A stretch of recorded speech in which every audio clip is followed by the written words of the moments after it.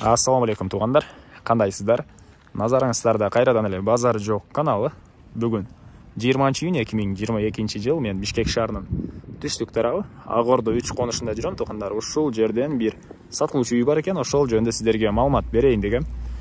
Биринчи эле баруу жолун түшүндүрөйүн туғандар. Мен турган жер Элмирбек Иманалиев жана Гималай көчөсүнүн кесилишинде турам.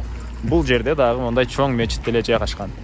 Анан бүгүнкү чыгарылыштагы сатылуучу үй ушул көчөлөрдүн кесилишинен башты карай бир аз эле басканда катардагы 3-чү көчөдө Бирбол көчөсүндө жайгашкан.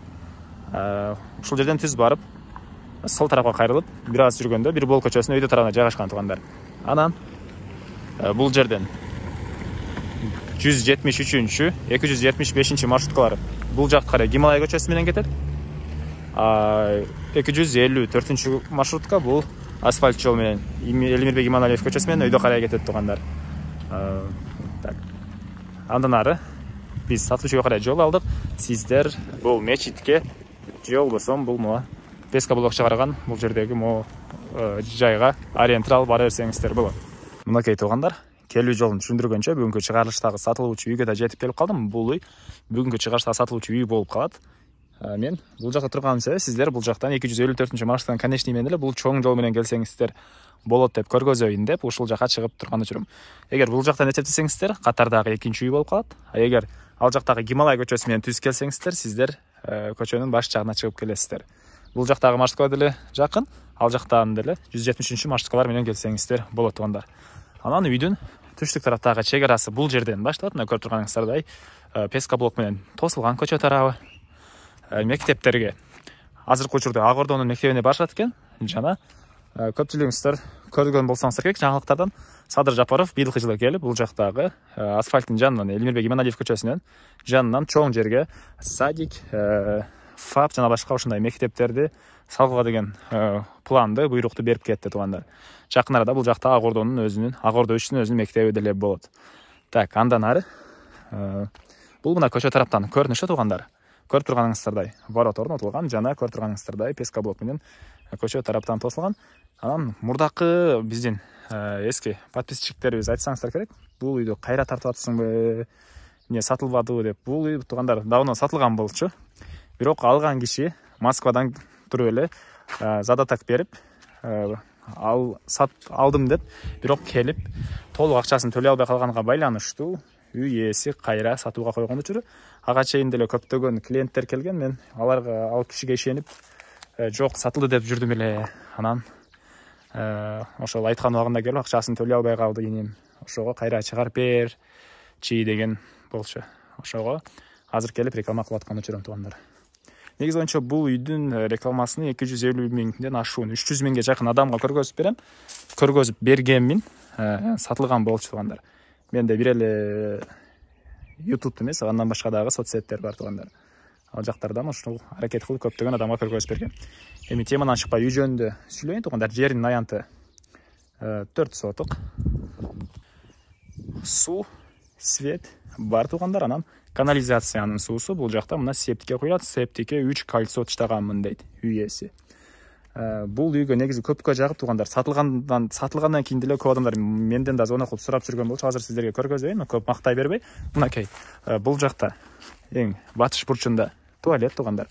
Андан кийин очоккана, склад, ушинтип бул жакта 2 бөлмөлүү временка жана 2 этаж чоң үйгө расчет алынып, узун туурасы 8ге 10го куюлган фундамент деле бар. Бир чекеден көргөзөйүн тугандар. Мынакей, бул жагында туалет, андан кийин мындай душ тугандар. Мына дуалдары кафель, потолок пластика, суусу арестон менен жылый. Мына ички тарабынан раковина орнотулуп, суу деле чыгарылган ушундай. Кенен душ курулган. Андан ары бардык эле могу помещениялар жаңы тугандар. Курулганына 2-3 жыл боло элек, 2-3 жыл болгон. Бул ушундай, короче, 3 жылдан ашуун убакыт өтө элек. 2 жыл бул ушундай. Андан ары кийинки бул жерибиз склад. Окей. Потолок пластика, пол стяжка. Көрүп турганыңыздардай тоо тараптан пластик терезе орнотулган.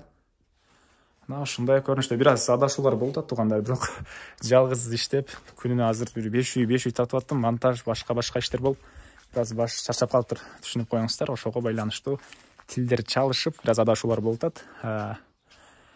Эми андан кийинки бул жерде очок кана туугандар. Окей.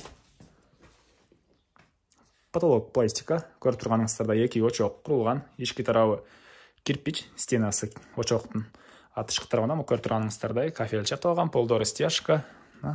Ушундай көрүнүштүү. Жана бул жакта отун канага, анан бул жакта бул жак отун кана, бул жакта эле кандайдыр бир нерсеге расчет алынып жасалган окшойт менин оюмча. Эмнеге болчу эстен чыгып атат. Кыскасы ушундай. Бул жагы отун кана туугандар. Андан ары бул жерде узун турасы 8ге 4 болуп 2 бөлмөлүү времянка салынган. Тышкы тараптан утеплять этилиптир. Пластик терезелер жана терезелердин тышкы тарабынан решеткалар деле коюлган туугандар. Мына узун турасы 8ге 4. Азыр ички тараптарын деле көргөзөм. Светтин акчалары төлөнгөн туугандар, суулардын бардык коммуникациянын акчалары төлөнгөн. Андан ары киргенде мондай бир бөлмө. Түштүк тараптан терезе орнотулуптур. Дуалдар бул жердеги шпаклевка, потолок гипсокартон жана бөлмөлөр аралык эшик көрүп турганыңыздардай эшик орнотулган. Андан ары бул чоң бөлмөсү. Дуалдар шпаклевка, потолок гипсокартон. Батыш тараптан терезе орнотулуптур. Мынакей мына ушундай көрүнүштө. Эми эмне маалыматтар калды? Бардык эле маалыматтарды бердим окшойт бул жактар боюнча. Эми бул жерде мына узун турасы 8ге 10 болгон фундамент. Үй ээси бул бардык помещенияларды, бардык могу фундаменттерди өзүм үчүн койгон дейт. Көрүп турганыңыздардай мына арматуралар тышталган. Анан могу бөлмөнүн ылдый тарабынан үй ээси подвал кылам деген экен. Жердин астына деле фундамент көп эле метр кирген дейт туугандар. Анан мына көрүп турганыңыздардай бул жакта эртең подвал бүткөндөн кийин өйдө тарабына дагы плита тыштаганга мындай жай калтырылыптыр. Мынакей туугандар, көрүп турасыздар. Башка жерлерге салыштырмалуу бир аз ылдыйраак кылып бул жерге фундамент куюлган. Эртең плита тыштасаңыздар бул менен монтип бир болуп кетет бийиктиги. Эми сиздерге бул фундаменттин пландарын көргөзүп кетейин. Мына киргенде бул жак холл дейбизби же перехожка дейбизби, андан кийинки 1 бөлмө, 2 бөлмө, 3 бөлмө, 4 бөлмө жана бул жакта бурчунда душка же туалетке расчет алынган мондай бөлмө бар экен. Мен оюмча душка болуш керек. Кыскасы бул жакта кичинекей мондай бөлмө, может кладовка дейсизби, кыскасы. Мына ушундай көрүнүштө. Кимден ким алсаңыздар дагы өзүңүздөр каалагандай бөлмө кыла аласыздар. Ал жагы алган адамдын иши. Эми бурчтарын, чегераларын көргөзө кетейин туугандар. Жана айткандай эле көчө тараптан пескоблок менен тосулган. Чегерасы мына бул жерге чейин болуп калат. Бул жерде кандайдыр арматура кагылган болуш керек. Бул жердечи эмнеси болсо да туугандар келсеңиздер, үй ээси сиздерге ушул жердеги участоктун 4 сотук участокту чегераларын тактап сиздерге ажыратып берет. Азыркы учурда кандайдыр забор жок болгонуна байланыштуу мен бул жер деп так айта алгам жок. 4 сотук жери туугандар, бул жердин жери 4 сотук. Чыгыш чегерасы мына забор бар экен, бул пескоблокко чейин болуп калат. Мына ушундай көрүнүштө.